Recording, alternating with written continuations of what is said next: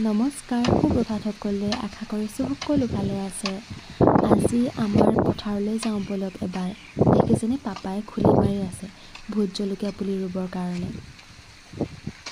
এইবাৰ আমি ভোট জলকীয়া পুলি কেনেদৰেনো ৰুলোঁ তাকে আপোনালোকৰ লগত শ্বেয়াৰ কৰোঁ বুলি ভাবিলোঁ। মায়ে সেয়া পুলিকেইটা দেখাই আছিল। দেখিছেনে খুলিবোৰত প্ৰথমতে শুকান গোবৰ আৰু চূণ মিহলি কৰি লোৱা হৈছে। তাৰ পাছত ধুনীয়াকৈ পুলিটো ৰুই দিলেই হ'ল আৰু। আপোনালোকে চাই যাওকচোন।